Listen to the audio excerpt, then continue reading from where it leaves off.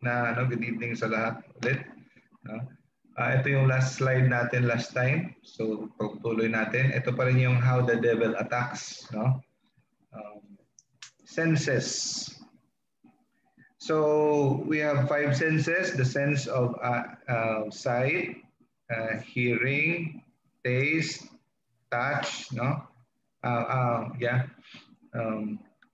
So sa eyes, yung demonic harassment sa atin, demonic attack, extraordinary attack ito ha. A little review, no? A little review. Hindi tayo as a rule, sabi dito, as a rule, the devil cannot directly attack or harass extraordinarily the human faculties unless the person opens certain doorways that allow the devil more power over them. So, ordinarily, hindi man tayo pwedeng atakihin ng demonyo extraordinarily. Like ito, touch, taste, smell, hearing, sight. Ito. Ma-attack lang tayo pag may binuksan tayong mga doorways. At saka yun ang dinescribe natin, yung 15 na doorways last week. Hindi na natin balikan yan. Okay?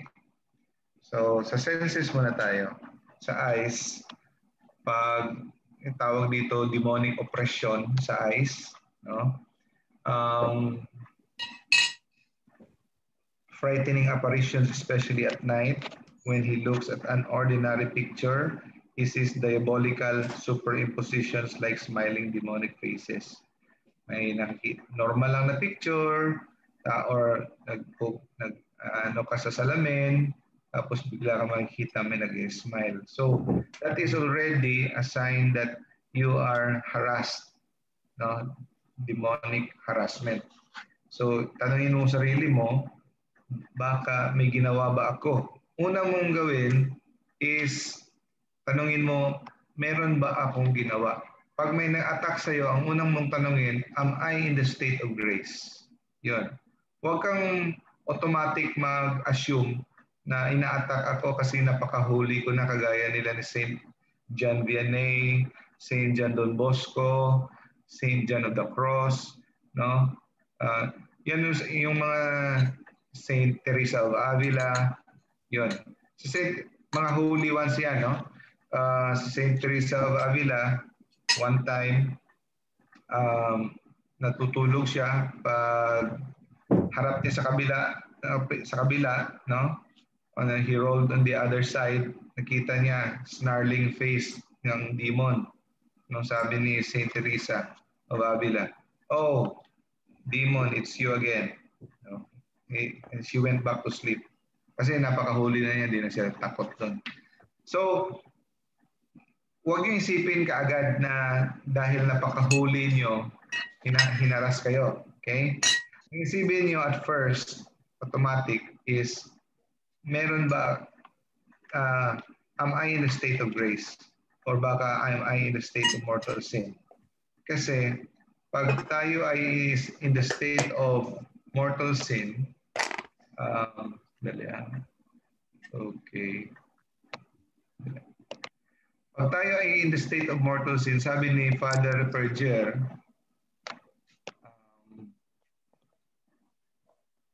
legally, ang demonyo may hold sa atin. Ang default setting, pag tayo ay in the state of mortal sin, ay possession or demonic harassment. Pero 90% of the time, hindi nangyayari yan dahil binablock ni Jesus. No? So, inaalaw lang ni Jesus in certain mga cases, pag nakita niya beneficial sa ating mga kaluluwa. Okay? So, yun. Ang una mong tanungin, am I in the state of grace? Next mong tanungin, meron ba akong binuksan na mga doorway? Bakit hinaharas ako? May ginawa ba ako? Yun ang tanungin mo. Automatic yan. Next. Ears. Example ng demonic attack on our ears, may naririnig tayong voices. ng mga whispering voices that tempt us to commit suicide or harm others. Tapos, may mga nagkukutya sa atin. May naririnig tayong voices. Iba to sa sa mga visual hallucinations, sa mga auditory hallucinations. Yan psychiatric yan. Ito iba talaga, naririnig talaga, may nagbumubulong talaga.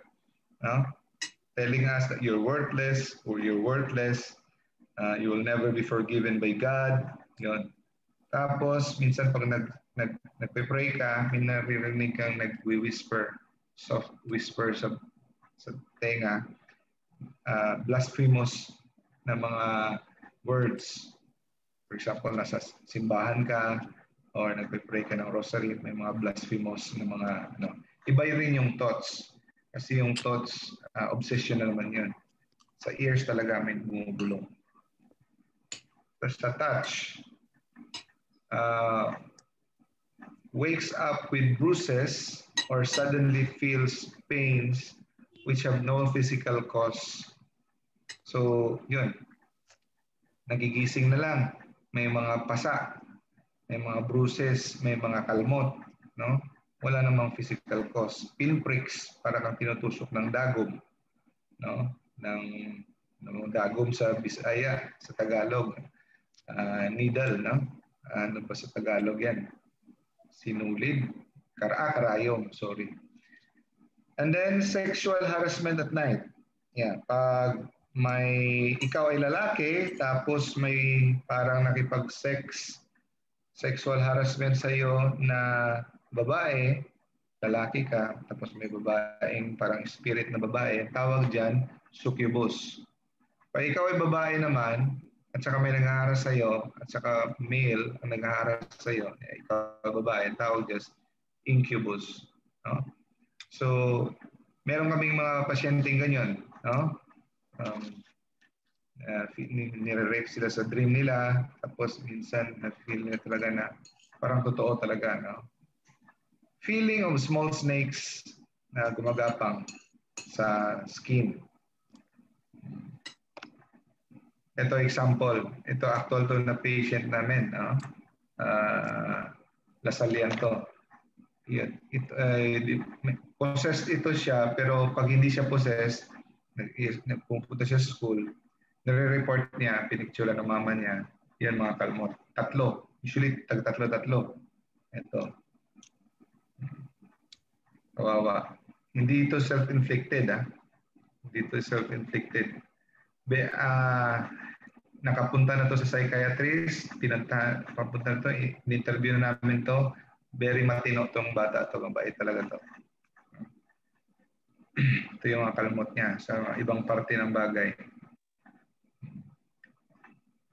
And then, smell. Na pag parati kang makaano ng foul odor like sulfur.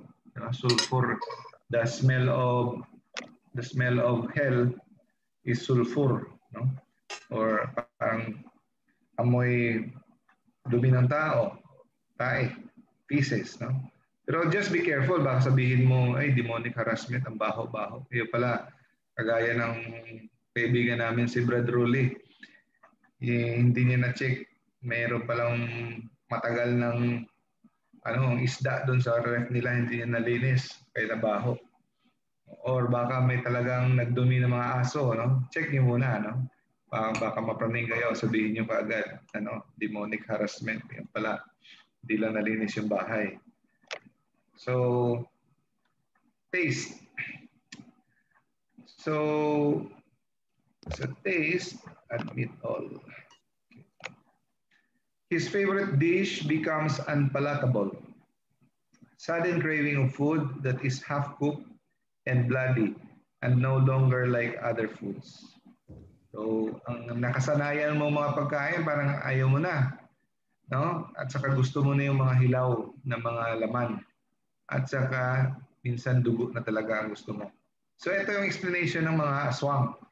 At mga ibang mga, yung mga aswang, totoo yan. They are actually people, no?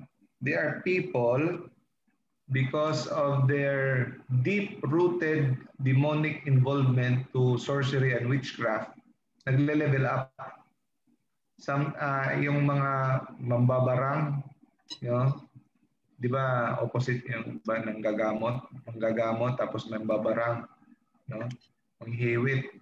Sa kailang taon na nilang gumaganon sila, nagle-level up na sila. And then because they are also possessed by the devil, they don't like they don't like normal foods. Suddenly, gusto na nila ng mga dugo.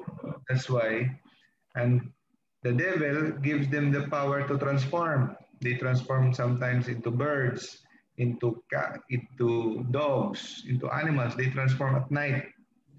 So, there's truth to the saying ng mga manananggal, mga aswang, ungo, balbal, ganon. They can transform because fallen angels are powerful. And then they will eat. No, they cannibalize people. They are demonic forces. No? They are people. And then, let's go to emotions. So demonic oppression pa rin to. Nasa level pa tayo ng oppression. So attacking the person externally in our processes. So emotion. Ang emotion natin, let's be careful, be aware, let's be aware that the devil can affect our emotion. It can cause negativity from people around us. Yeah. The devil can influence those around us to emotionally harass us. Minsan, sometimes to get back at you. Kasi galit ang demonyo sa iyo kasi nagsiserve ka na sa simbahan, pwede nilang gawin yon. Or pwede rin dahil may ginawa ka. No? Or infested ba ang lugar. Pwede nilang, wala ka namang ginawang masama, bakit ka parati kang pinatitripan ng mga tao sa palibot mo? Okay? Pero may tip ako dito. Ang sabi ni Father sa isang preaching na rinig ko kahapon, sabi niya sa lecture niya, ang Christianity daw should be always in the middle. Okay? It should be always balanced.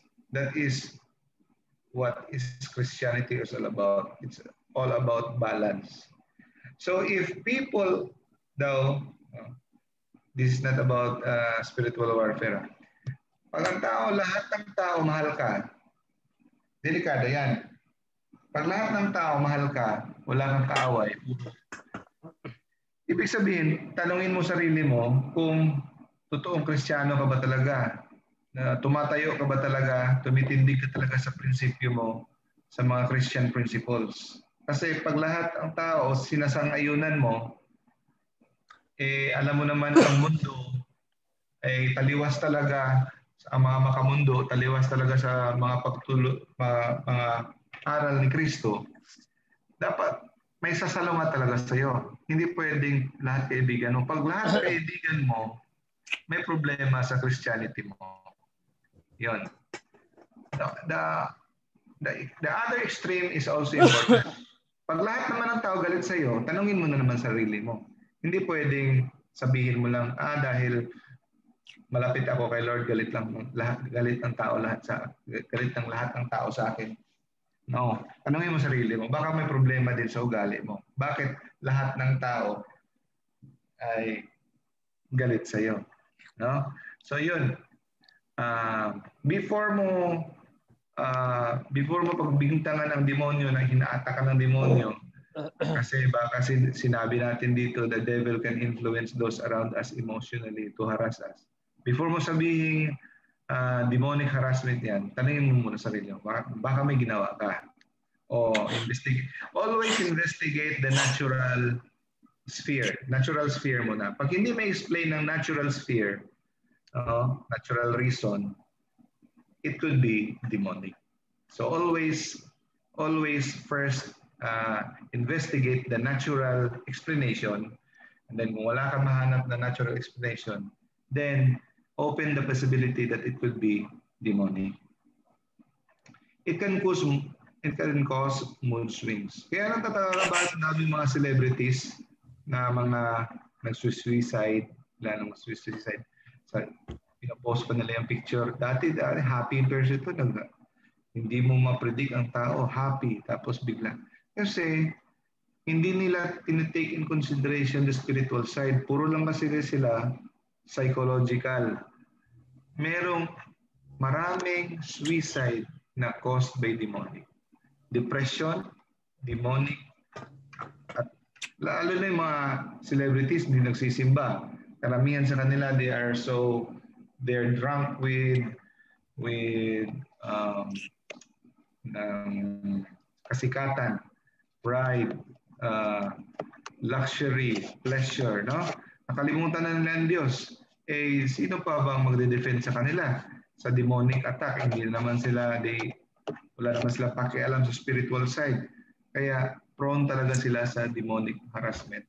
Depression kagad ang pinagbibintangan. Pero yun pala, marami na ang mga demonic oppression we whisper sa kanila to commit suicide.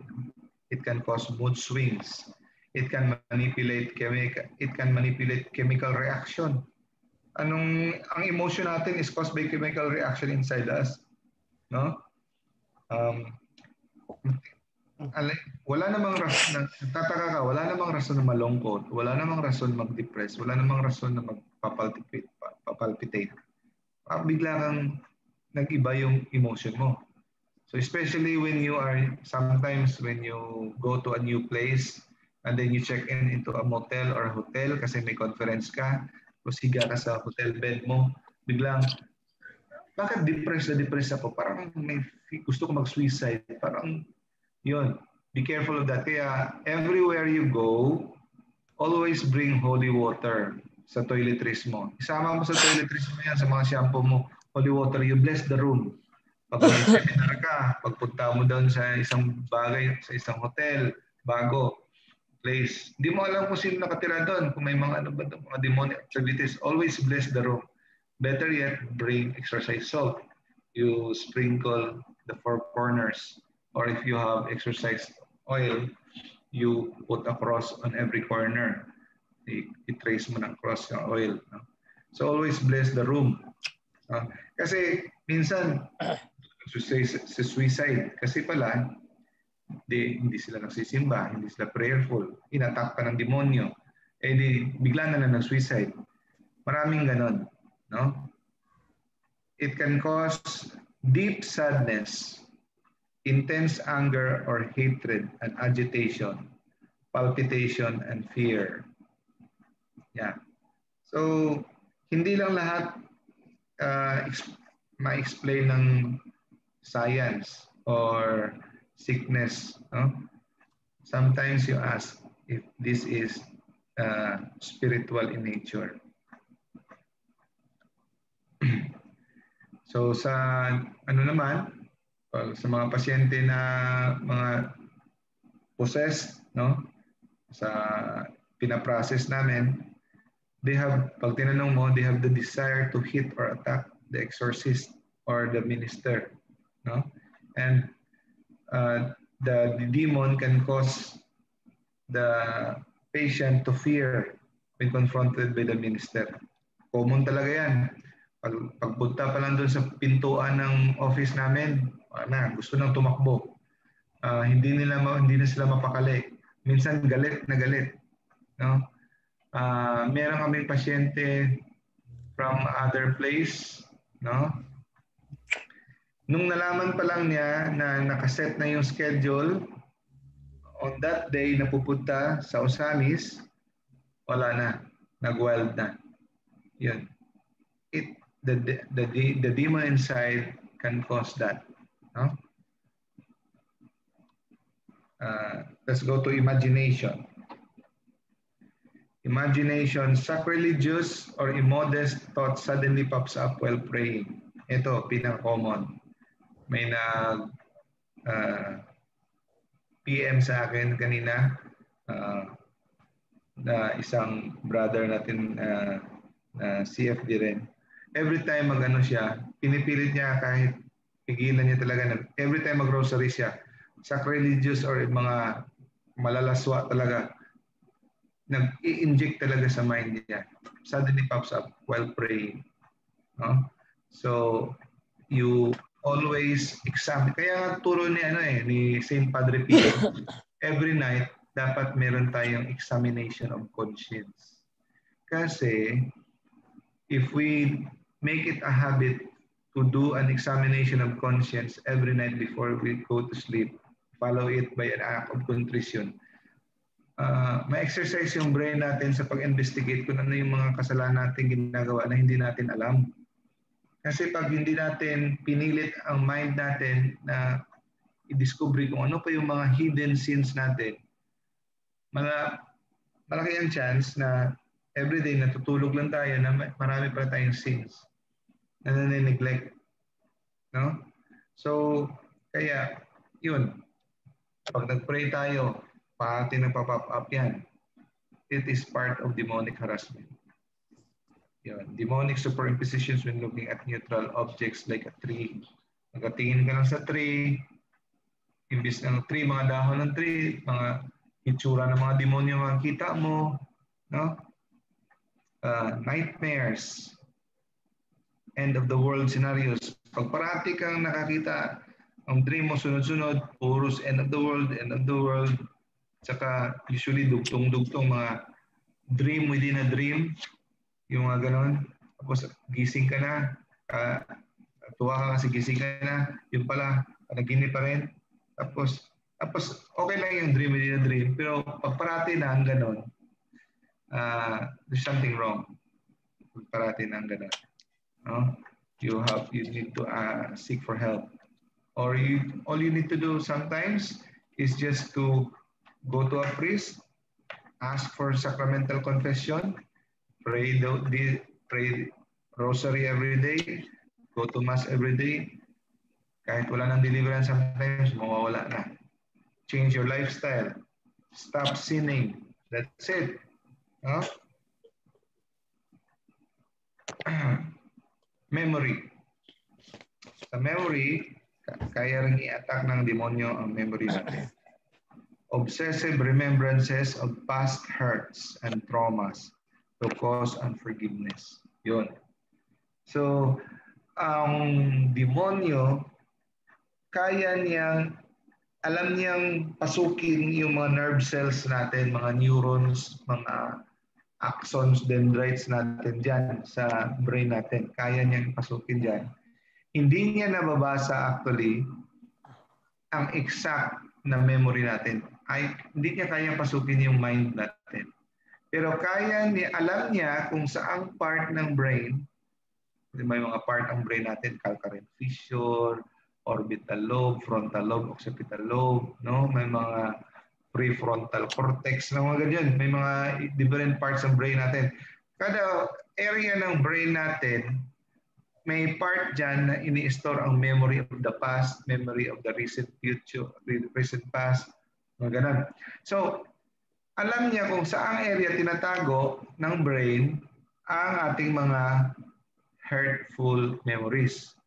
Iti-trigger niya yan, ipipindutin niya yan para maglabasan ang mga past traumas. Hindi niya alam kung anong nasa utak natin, pero kaya niyang i-trigger yung brain mismo na pindutin niya para mag-chemical reaction. So, that is why, according to Father Reperger, sabi niya, you can pray also. There is a prayer of forgetfulness. Yeah, you can pray, Lord, make me forget. Prayer for forgetfulness. Yung makalimutin ka.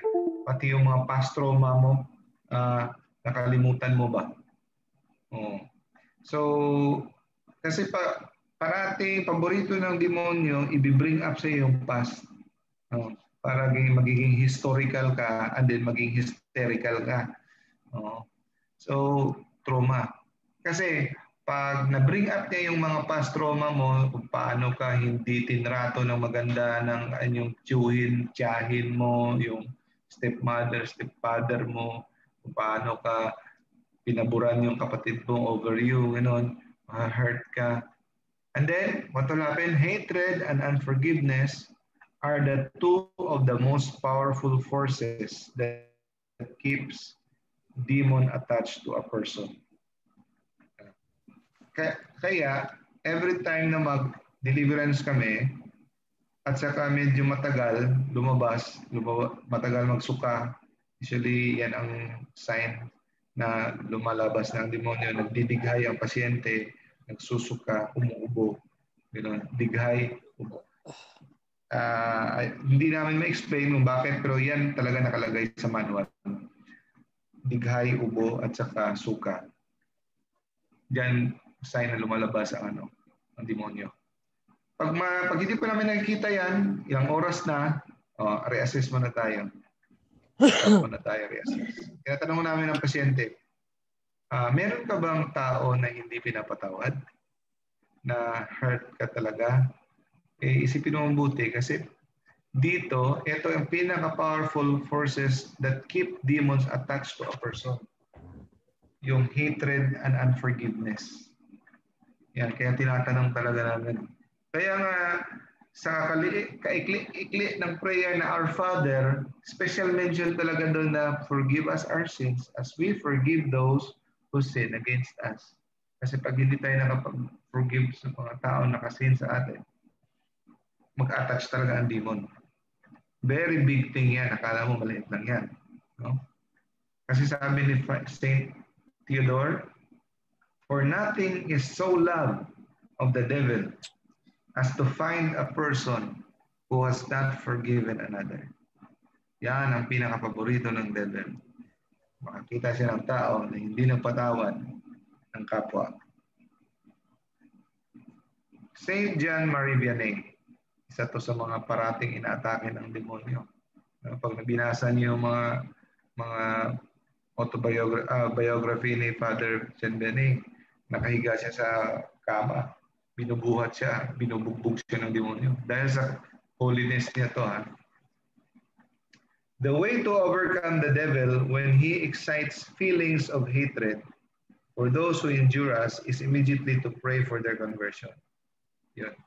Pag nakaalala ka na itong tao naiinis ka sa kanya kasi may ginawa siyang hindi maganda sa iyo, unfair siya sa iyo, pinakamaganda, pag naka-feel ka ng ganyan, immediately pray for that person. Lord, I pray for the conversion of this co-worker. I pray for the conversion of this boss of mine, of this cousin of mine, brother-in-law of mine. Pray ka agad. I-pray mo ang conversion niya. Kasi instead na mag-dwell ka sa thoughts ng paano yung mga ginagawa niya sa iyo, paano kanya tinrato, huwag ka na mag-dwell doon. Pray ka agad. That way, pag tinray mo, the forgiveness will start. The devil cannot read our minds. Only God can know what is in our minds. Yan, totoo yan. They cannot read our minds. The devil can stimulate particular centers of the brain where painful memories are stored. Yan, dyan magaling ang demonyo. Hindi talaga sila makabasa sa ating mind. They can only know what is in our mind when we direct our thoughts to them. Okay. Pareho sila ng ating guardian angel. Yung guardian angel natin, hindi niya alam kung anong nasa utak natin. Malalaman lang ng guardian angel natin pag nag-focus tayo ng ating mind sa kanya. For example, kahit hindi mo sabihin sa guardian angel mo, sabihin, bantayan ka niya, maririnig ka niya kung i-focus mo talaga para siyang kinokontak mo talaga siya sa mind mo. Pina-fine-tune mo. Kung sa radyo pa, pina-fine-tune mo ang tuning knob, di ba? Pag finocus mo ang mind mo sa guardian angel mo, mababasa niya yung mind mo. Kagaya din ng demonyo. So, sa exorcism and deliverance, sometimes the exorcist, even not speaking, They focus their thoughts to the devil. They pray, in the name of Lord Jesus Christ, I command you. Sometimes, ginagawa nila yun pag sumasakay sila ng bus, tapos parang may pinoposes, may, nagpe-pray sila sa mind nila, at saka nagre-react yung tao. Nagre-react yung demonyo sa loob ng tao. Yun. So, part ng diagnostic tool nila yan, na focus nila yung mind nila kung if there's any devil in that person. Tapos pag nag-react, masabi nila yun, this person has a demon inside. No? This can be a full possession or partial possession. So, that is why it is important to watch our thoughts and guard our hearts always. So, pag mag-iisip ka ng, di ba, sometimes nakikipagtalo ka, nakikipag-away ka sa mind mo. Pag nag-imagine ka, pag nakatagpo ko tong taong to, ganito ang sasabihin ko sa kanya. No? Walang hiya ka, mga ganun sa mind mo, no? Diyan pala sa mind mo, nakakasala ka na. That is why guard your thoughts. Put a rein on your thoughts. Don't let it set free. Huwag mong hayaang kung sa Bisaya pa, ayaw palabi sa ibong gibati dong. No? Huwag mong hayaang hayaan mo lang dyan magtakbo-takbo dyan. Guard your thoughts.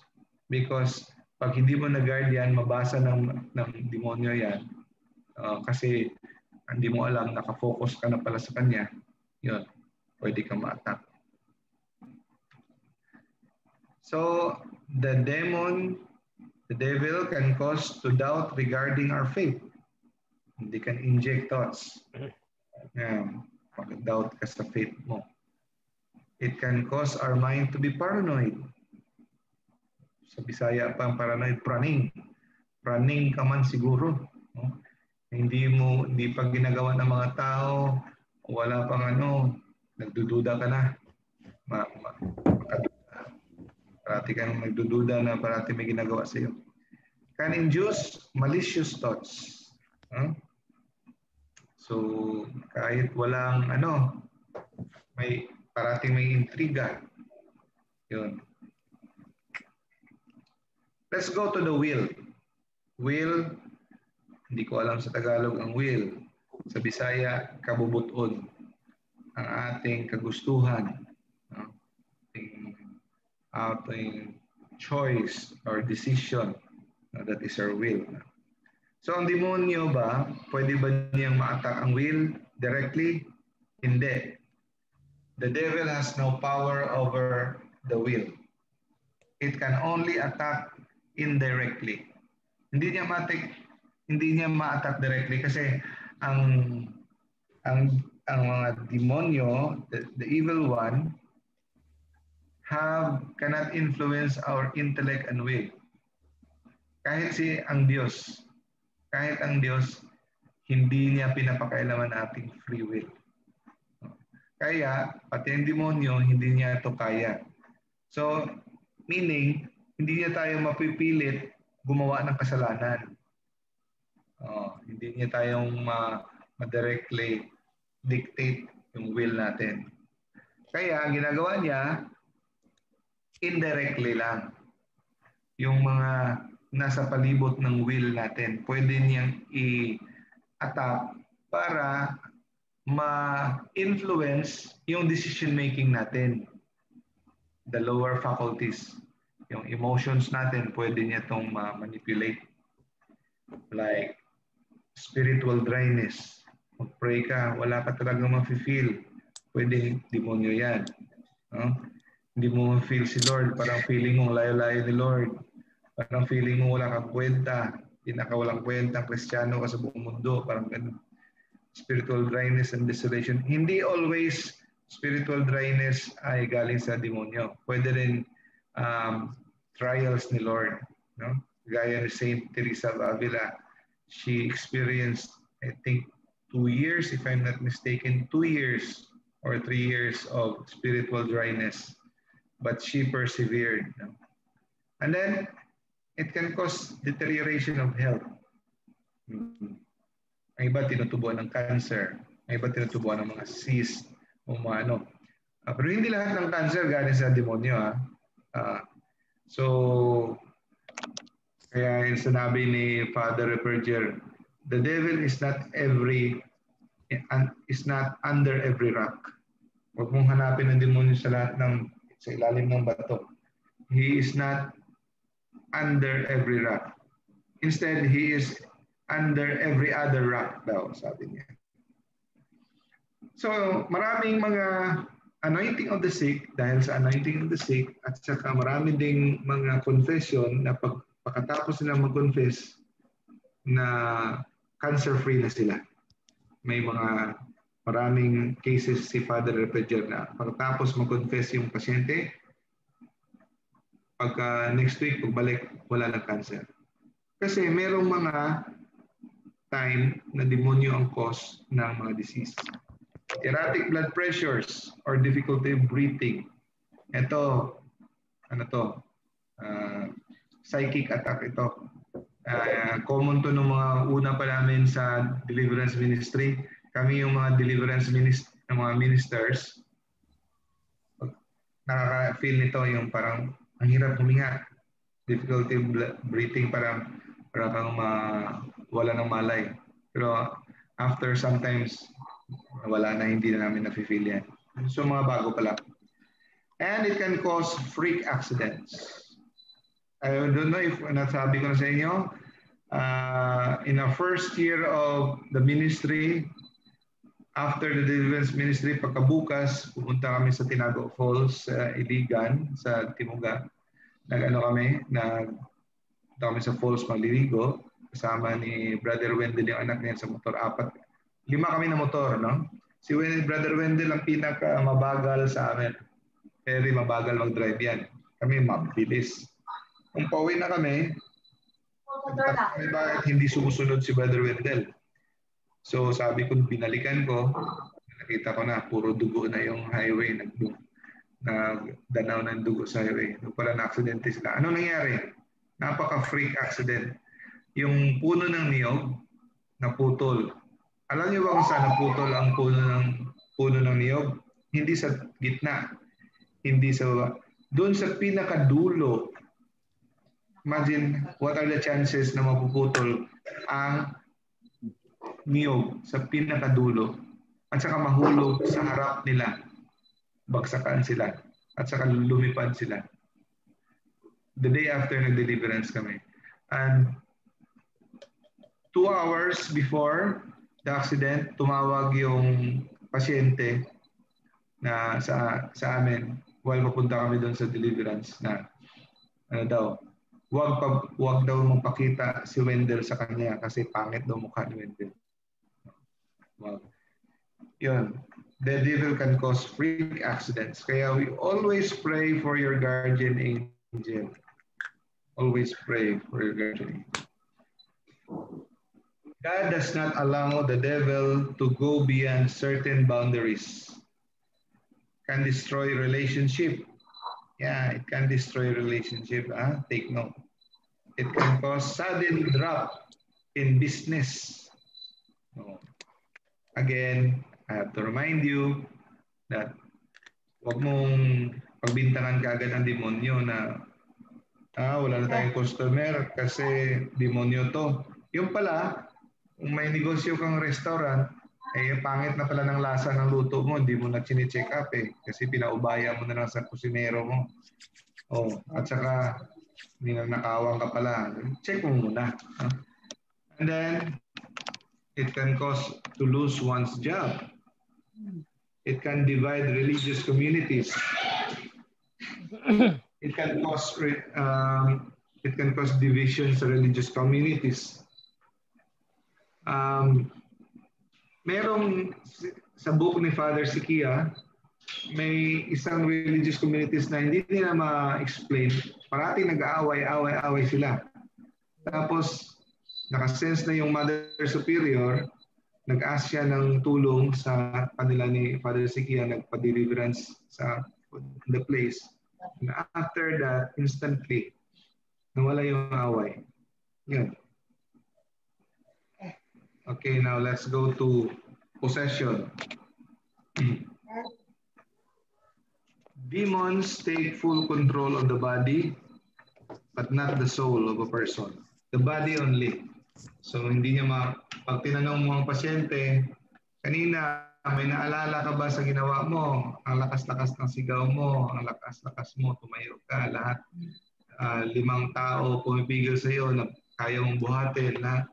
So, do you remember that? Sabi, wala. Ano na-remember mo? Yung natulog lang ako. Yun ang nangyayari sa demonic possession. The full control of the body. Pero hindi yung kaluluwa yung nakakontrol, yung body lang. Saan ba, during demonic possession, saan ba yung kaluluwa niya? Andyan lang on one corner inside the body. No, hindi siya may control ng body niya. And then, he has no knowledge of what has transpired, and the demons act from within the person. So, by the way, meron din palang such thing as partial demonic, hindi siya total demonic possession. Kasi lately may pasyente kami, aware siya. Tinanong namin, nung kanina sumisigaw ka, ano ba yun? Ba't ka sumisigaw? Alam mo ba yung sinisigaw mo? Yeah, alam ko. Ba't ka sumisigaw? Hindi ko makontrol. Yung mukha niya, nag-grimace sa pain, hindi niya makakontrol. So, pero gising siya. That is partial demonic possession. So, usually sa demonic possession, makikita mo convulsion, parati ito, convulsion.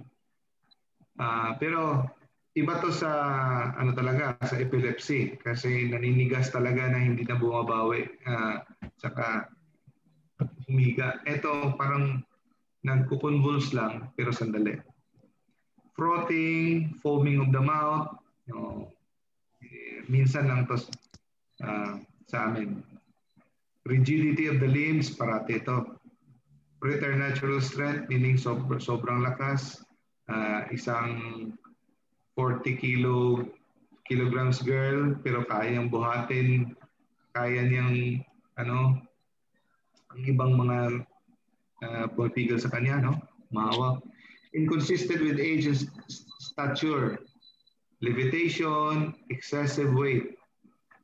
Sobrang bigat. Ang gaan-gaan niya, pero bakit pag binuhat mo, hindi mo mabuhat? Sobrang bigat. Yung levitation, may ibang misnomer dito.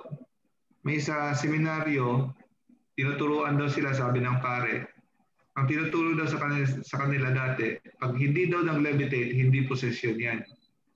Mali. Kasi alam niyo ba, si Father Repergier sa Amerika, sa thousands na siguro yung mga cases niya na demonic possession. Pero in his life, nakakita siya ng real levitation, isang beses pala. Napaka-rare ng levitation. Napaka-rare. Kaya don't expect na parati yan sa mga sini lang yan. No? Ang pinaka-common dyan, yung ang lakas-lakas. Tapos, nagwa-wild. Yan na pinaka-common. At saka, mayroong swelling of the throat. Namamaga yung throat. Yung makita mo parang nagwe-wave-wave ang throat. Nagwe-wave-wave. Tapos yung face, nagwe-wave. Yung sa kanilang skin nila sa noo, nabubukol. Minsan, hindi ako nakita, sila ni Brad Wendell at Brother Tata, nagsusugat yung balat sa face. Bumubuka. Tapos yung tongue, namamaga. Yung stomach, tapos lumalaki yung mata at saka lumulubo. Laki-laki ng mata. Blasphemy. Nagsasabi ng mga blasphemous words against Mama Mary, against Jesus, against God. At sa mga kabastusan. Curses against the sacred. It curses the sacred. Ito pinaka-common, aversion to sacred objects, even when the eyes are closed. Na-witness ko na to. Kahit sirado yung mata, ibigay mo sa harap yung miraculous medal, hinubad ko, pinakita ko, tinapat ko sa kasi parati nakasirado lang yung mata, ayaw bumuka ang mata. Nilagay ko sa harap yung miraculous medal, nag-wild na. Nakikita nila kahit close ang eyes nila. Tapos yung Benedict's ring, Saint Benedict's ring, kahit di na nakikita, tinatouch mo sa balat nila sa likod, sumisigaw sa init, napapasok sila. No? And then they do immoral gestures. Sa akin naman, para siyang ahas.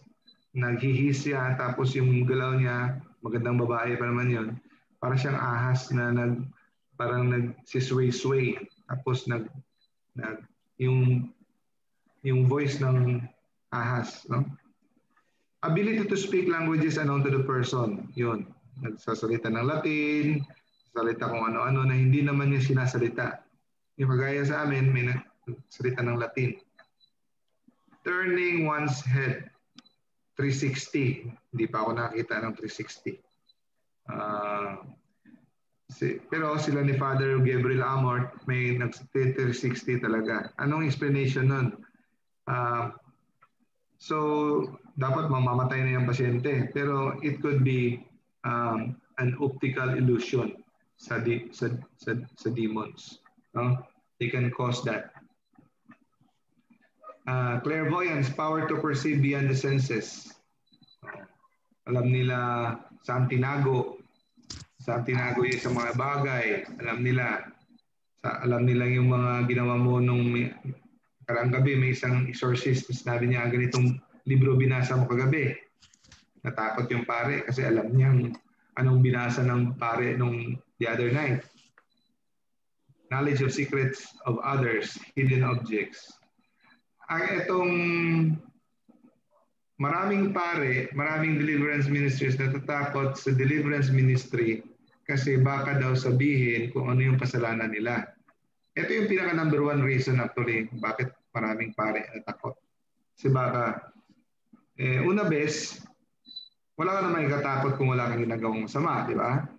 Pero kung may secret life ka, may matatakot ka. Pero ganito, good news sa mga takot. According to Father Gabriel Amort, according to Father Reperger, ito mga bantugan ng mga exorcist sa Father Sikia. Minsan lang talaga, as in, it's very, very rare na sasabihin ng demonyo sa iyo yung kasalanan mo. Minsan. Never pa nangyari sa amin yan. No? Never pa nangyari sa amin yan. So, at saka may din. For example, di ba, alam naman natin ang demonyo ay hari ng mga tawag dito. He is a father of lies. Di ba? Pag sinabi niya yung kasalanan mo, sabihin mo lang, napakasinungaling mo talaga. Di ba? Dilusot ka na. Joking aside,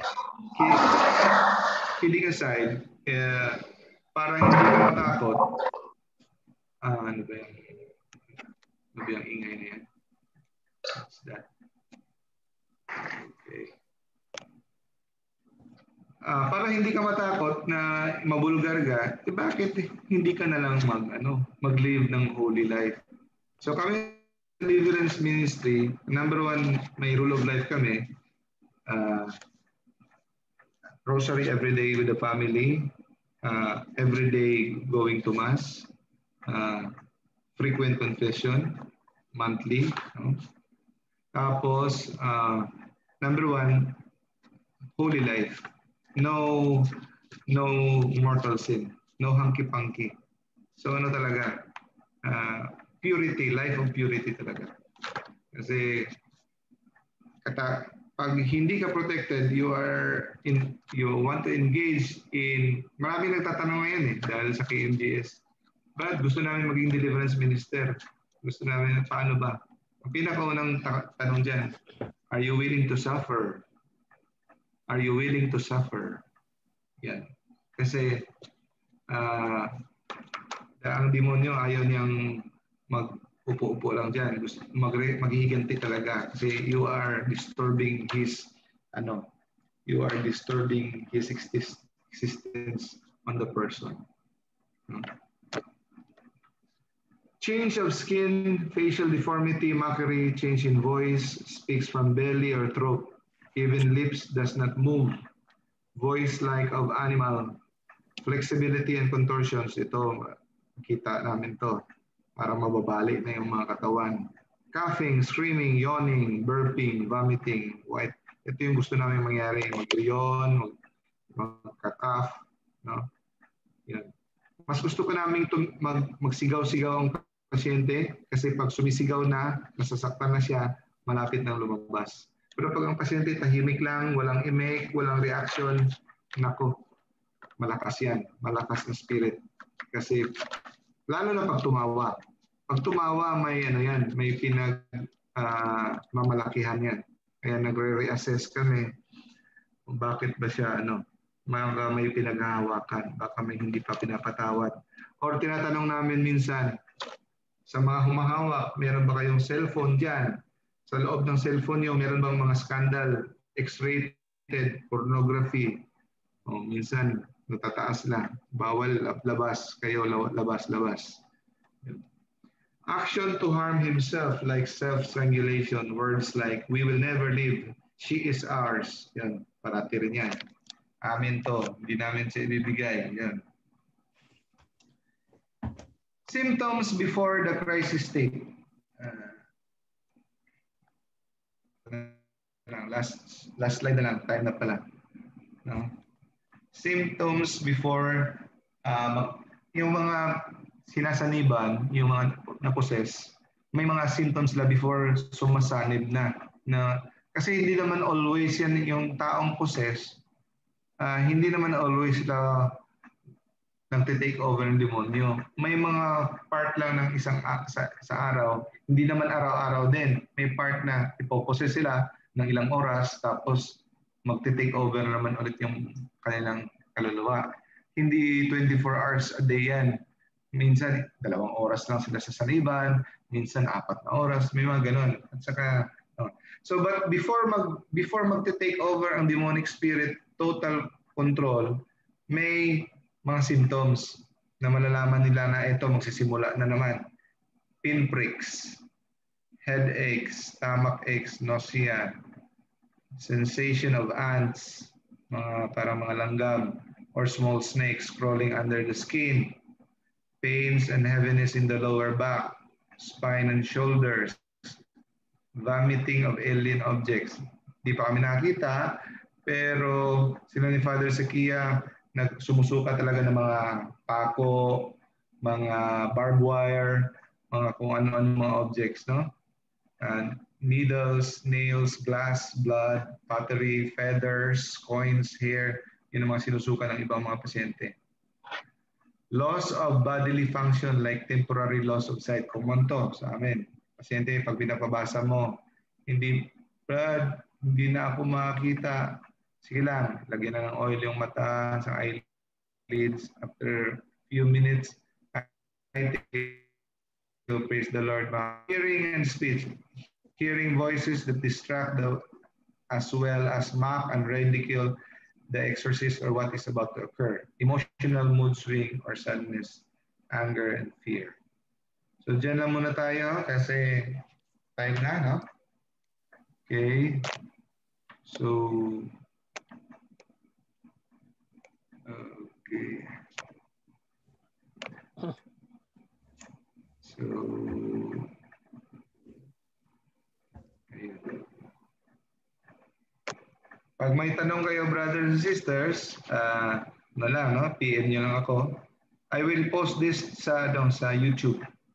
So, kung makita nyo, please subscribe and like and subscribe lang.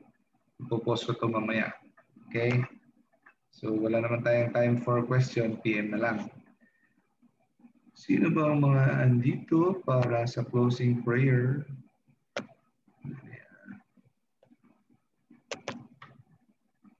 Stop share.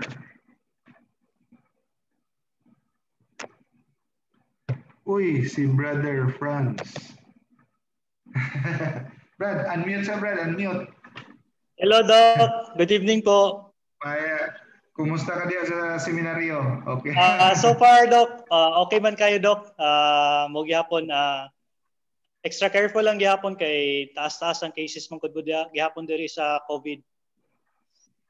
Ang ba? Ang sa na inyo Caloocan? Quezon City, Doc, na doon na po sa St. Luke's Hospital.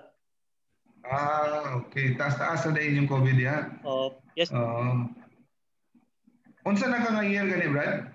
First year theology pa, Doc. Mag second year next praise year. The Lord. Yes. Wow. Praise God. So, first time ka naka-timing yan, no? Walay kwan? Walay mga... Walay schedule, Doc. Walay schedule. Pero, na-late dyan ko, mga 7:30 na ko naka-attend. But, okay ra. So far, so good, Doc.